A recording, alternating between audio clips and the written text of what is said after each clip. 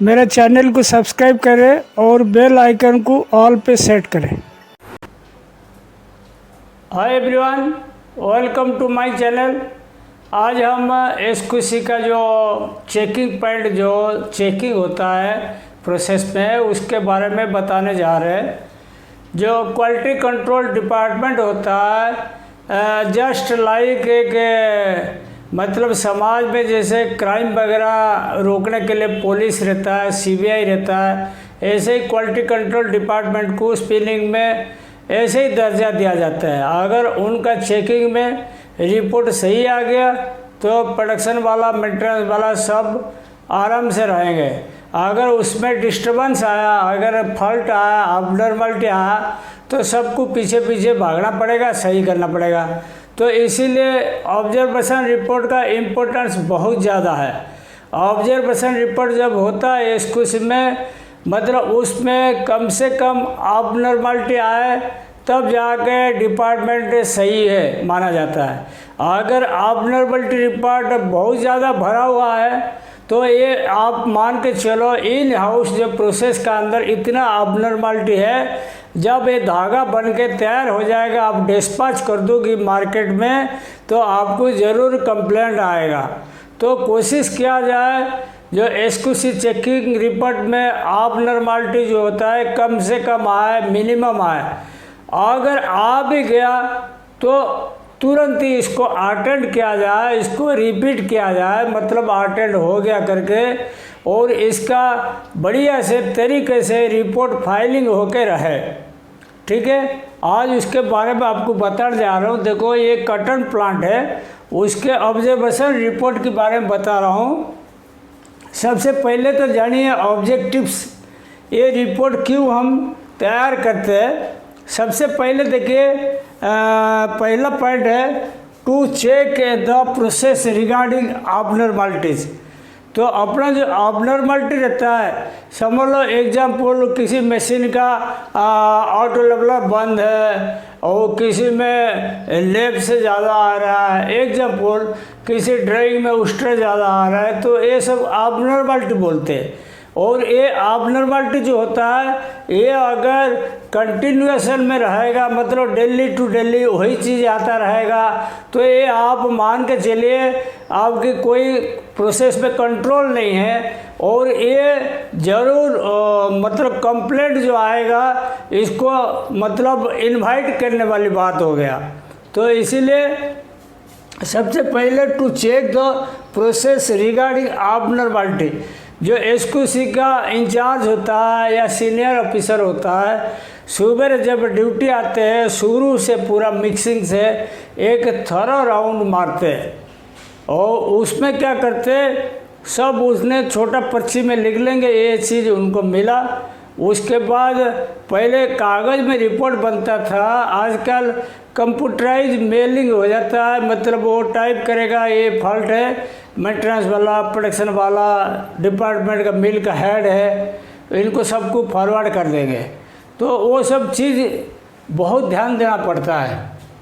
To inform concerned HOD of that area, जो जिस area में अबनॉर्मलिटी आया वही एरिया का जो इंचार्ज है या एचओडी है, इनको तुरंत बोलने का। अपना मतलब ये नहीं कि हम अबनॉर्मलिटी रिपोर्ट बना के सजा के रखना या दिन भर इसको दिखाते रहना इसको उसको। अगर आपकी किसी एरिया में अबनॉर्मलिटी आया आप लिख लो, लेकिन साथ साथ उसी एरिया का जो इंचार्ज है इसको तुरंत बताने का और तुरंत अटेंड करने का सबसे बढ़िया चीज़ वही है। If after attending up abnormality rechecking, ये बहुत इम्पोर्टेंट है। समझ लो आपने राउंड लिया, एक कार्ड में नेब से ज़्यादा दिख रहा था, वो कार्ड तुरंत बंद करके मेंटेनेंस वाले को बुला के इसको चेकिंग करा दीजिए। जो जो काम करना है, ग्राइंडिंग करना, स्ट्रिपिंग करना, जो भी करना करा के इसको हाथों हाथ रिपीट करा दीजिए। ये होता है एक्शन। तुरंत एक्शन नहीं होगा तो मटेरियल ख़राब हो जाएगा। तो इसीलिए रीचेकिंग होना जरूरी है। समझ लो पहले आता था 20 नेप्स आता था स्लाइवर में, उसके बाद आपने अटेंड किया और थोड़ा कम हो गया, तब जाकर आप मानोगे रीचेकिंग में सही आया। If not attended in time to stop the machine, ये भी सबसे इम्पोर्टेंट चीज़ है। समझ लो आपकी एक RSB में उस्ट्रा 2.2 2.5 तक आना चाहिए था, आपकी 3.5 आ रहा है, 4 आ रहा है, और आप इसको हाईलाइट कर रहे हो, बता रहे हो, लेकिन कोई इसको सुनवाई नहीं कर रहा है। तो थोड़ा टाइम दीजिए, 1-2 घंटे का टाइम दीजिए। अगर नहीं करते उसे बोर्ड लटका दीजिए SQC की तरफ से कि ये मशीन ख़राब है, इसमें क्वालिटी ख़राब आ रहा है, ये बंद किया गया। जब तक सही नहीं होगा चालू नहीं करने देना। ये होता है एक्शन। ये एक्शन रहेगा तब आपकी क्वालिटी कभी ख़राब नहीं होगा। To rectify the abnormality in house to avoid complaints, यही चीज़ आपको बता रहा था। जो अपना प्रोसेस का अंदर जो abnormality है, हम चाहेंगे तो इसको घर के अंदर समाप्त कर देते हैं। जैसे बोलते हैं ना, घर का झगड़ा घर पे ही रह जाए, बाहर नहीं जाए। ऐसे ही अगर इन हाउस जो abnormality है, आप चाहे मेंटेनेंस वाला से लड़ो, प्रोडक्शन वाला से लड़ो, SQC वाला से लड़ो, जिसके साथ जो लड़ना है लड़ो, लेकिन जो झगड़ा है क्वालिटी के मैटर से, वही घर के अंदर इसका समाप्ति हो जाए। मतलब जो दिक्कत है, जो abnormality है, वहीं पे उसका अंत करा दीजिए, ताकि वो मैटर जो होता है आगे चल के पार्टी के पास नहीं चले जाए। फॉल्ट जो होता है, जो abnormality होता है, अगर धागा बन के मार्केट में चला गया तो कंप्लेन आ जाएगा। तो इसीलिए घर के अंदर कितना भी कठिनाई है, इसीलिए घर के अंदर इसको सॉल्व करना, इन हाउस सॉल्व करना बहुत ज़रूरी चीज़ है। उसके बाद देखो, to create a team work to get optimum quality. ये अपना मकसद क्या है, जो एक टीम वर्क, मतलब मेंटेनेंस, SQC, इलेक्ट्रिकल, प्रोडक्शन, ये सब डिपार्टमेंट का लोग मिलजुल कर रहे कंपनी का क्वालिटी के लिए। अगर क्वालिटी ख़राब आए तो चारों को चारों डिपार्टमेंट का आदमी भिड़ जाए, एक टीम वर्क जैसा लगे, तब जाके abnormality आपकी ज़्यादा नहीं आएगा, आपकी क्वालिटी मेंटेन रहेगा। देखिए, to get statistical quality report repeated abnormalities। समझ लो ये क्या चीज़ होता है, स्टैटिस्टिकल क्वालिटी रिपोर्ट। समझ लो एक RSB नंबर 2, कल भी उस्ट्रा खराब आया था, आज भी उस्ट्रा खराब आया, 15 दिन पहले भी खराब आया। तो इसका मतलब क्या हुआ, ये रिपोर्ट से लगा कि ये ड्राइंग बार बार खराब कर रहा है रिजल्ट, मतलब इसके कारण क्वालिटी का अपना ख़राब होता है। इसीलिए ये मशीन का जो ये abnormality रिपोर्ट होता है, इसको पूरा हाईलाइट करें, इसको तुरंत अटेंड करें। वो स्टैटिस्टिकल रिपोर्ट मतलब आप पिछले का रिकॉर्ड भी चेक कर सकते हो, कौन सा मशीन बार बार प्रॉब्लम दिया, चाहे ड्राइंग हो, सिंप्लेक्स हो, कार्डिंग हो, इसको आप ट्रेस आउट कर सकते हो, इसको हाईलाइट करके अटेंड कर सकते हो। उसके बाद देखो, to maintain a quality in consistency होए। कंसिस्टेंसी होए मतलब एक अपना ऐसे ही एक ग्राफ ऐसा रहना चाहिए भाई, ये क्वालिटी ऐसे ही मेंटेन रहा है। मतलब जो फॉल्ट है कम ज़्यादा, ऐसे आज कोई फॉल्ट आया नहीं, कल अचानक से 50 हो गया, फिर कम हुआ, फिर बढ़ गया, ये अप डाउन नहीं, पूरा कंसिस्टेंसी कम हो। और ये abnormality रिपोर्ट जितना कम रहे तो उतना ही बढ़िया है। ज़्यादा आया फिर अटेंड किए तो उसमें भी कोई ज़्यादा मज़े वाली बात नहीं रहता, रिपोर्ट में ही कम आया। नेक्स्ट देखिए, अगर ग्रे कटन का है तो कोई बात नहीं। अगर समझ लो डायड कटन की प्लांट है, मिलाज वगैरह का प्लांट है, सबसे पहले मिक्सिंग एरिया बहुत इंपॉर्टेंट एरिया है, और इसमें abnormality जो अगर मिलता है तो तुरंत इसको सही करना जरूरी है। Layer wise mixing whether down और नट, अगर आपकी डायड प्लांट है 100 किलो का लेयरिंग लगा देता है, जैसे कि मैंने मिलांज का जो टॉपिक है उसमें मैं बताया था लेयरिंग कैसे होता है, तो ध्यान रखिएगा 100 किलो का लेयरिंग हो रहा है नहीं हो रहा है चेक करने का। कुछ नहीं, SQC इन्वेस्टिगेटर है, SQC इंचार्ज जाके थोड़ा खड़ा रहेगा, इधर उधर का बात करेगा, ऑब्जर्व करेगा वो लोग क्या कर रहे हैं प्रैक्टिकली।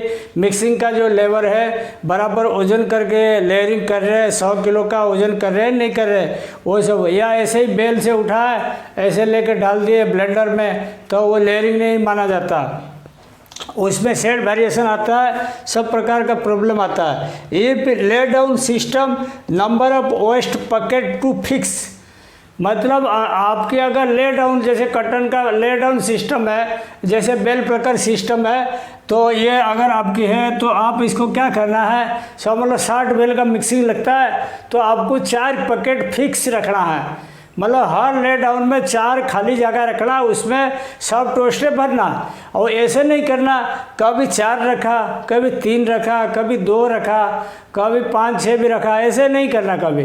जो भी वेस्ट परसेंटेज रखना है इसको फिक्स रखिएगा।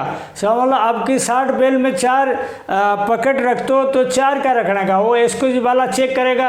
अगर आप कभी 4 की जगह 5 रख दिया तो वेस्ट परसेंटेज बढ़ जाएगा, तो quality to quality, lay down to lay down quality खराब हो जाएगा, इसीलिए इसको फिक्स रखने का आपको। Conditioning time also to be checked.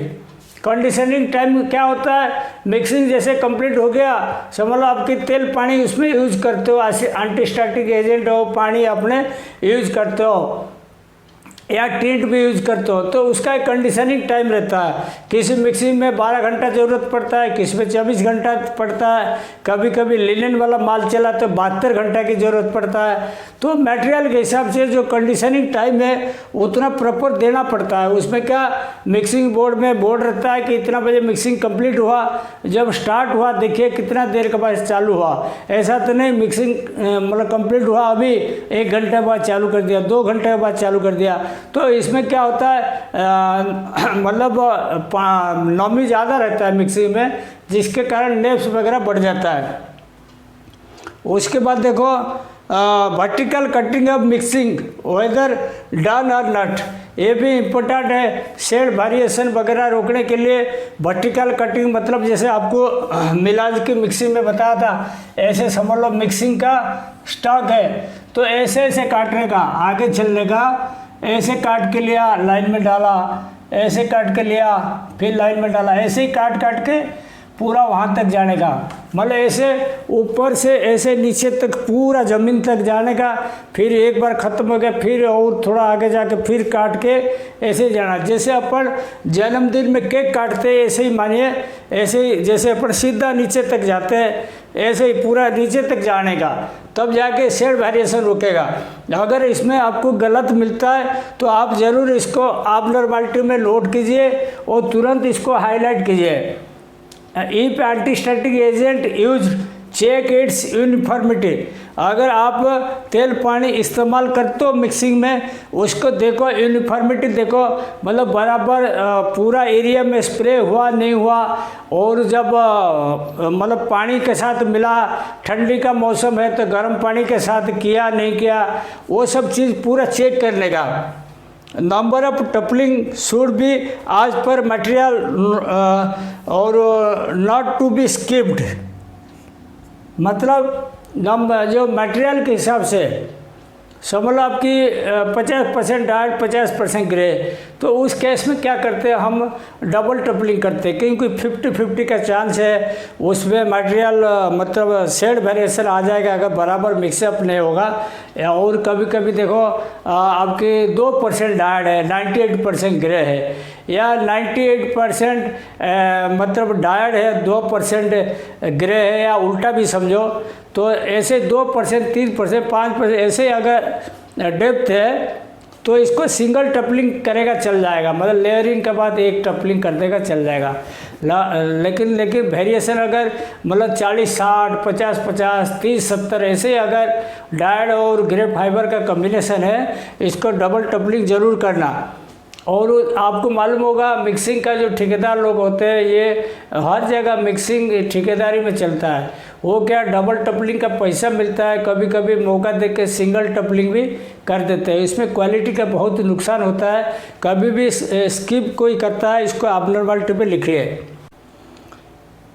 Below the blender और एम्बियोलैटिस ड्रॉपिंग्स मस्ट बी रीयूज्ड। आप एक ध्यान रखो, जैसे अपना ब्लेंडर है या एम्बियो का जो लैटिस है उसका नीचे देखना। अगर अपन दो कलर मतलब कंपोनेंट फाइबर का मिक्सिंग लगा है, समझ लो कॉटन का अपना स्पेसिफिक ग्रेविटी 1.54 है और पॉलिस्टर का 1.34 है या 37 ऐसे रहेगा। तो क्या होगा, इसमें पॉलिस्टर हल्का रहता है कॉटन से और विस्कस और कॉटन ज़्यादा रहता है भारी, तो वो कॉटन और विस्कस लैटिस का नीचे गिर जाता है। तो इसको हर आधे घंटे में इसको ऐसे नीचे से उठा के ऐसे पूरा मिक्स करके लैटिस में डालना पड़ता है। हर आधे घंटे में नहीं डालेगा तो क्वालिटी का शेड वेरिएशन आएगा, ब्लेंड वेरिएशन आएगा, सब प्रकार की दिक्कत आएगा।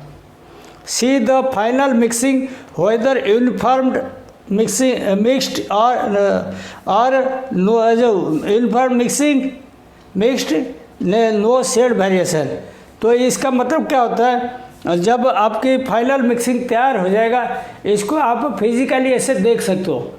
जो फिजिकली देख सकते हो क्या, उसमें कोई कलर में हल्का ज़्यादा कम ज़्यादा ऐसे पैची पैची तो नहीं दिख रहा है। अगर दिखता है तो इसको और एक टपलिंग दीजिए, लेकिन शेड वेरिएशन को आप बिल्कुल इनवाइट मत कीजिए।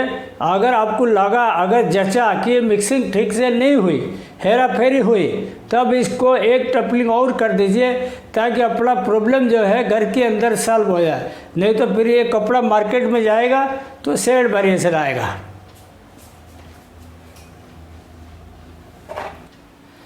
SQC ऑब्जर्वेशन रिपोर्ट का ये जो टॉपिक है, ये इतना छोटा टॉपिक मत समझिए, बहुत इम्पोर्टेंट भी है। इस पे अपन जैसे अपन आज के दिन मिक्सिंग तक पता है, ऐसे ही ब्लोरूम कार्डिंग रहेगा, ड्रिंक simplex ring frame auto coner हर एरिया का आएगा इसमें। और इसको आप बढ़िया से देखिए ये वीडियो सबसे पहले, और मेरे को आप अगर कमेंट करेंगे, देखो वीडियो कभी अच्छा बनता है, कभी ठीक भी नहीं बनता, ख़राब भी बनता होगा, लेकिन ख़राब भी होगा। आप कमेंट कीजिए, कमेंट ज़रूर कीजिए, और जो पूछना है पूछिए ताकि हम आपके साथ जुड़े रहे, आपकी मतलब डाउट सब क्लियर रहे, आपको देखने में भी मज़ा आएगा, हमें पढ़ने में भी मज़ा आएगा।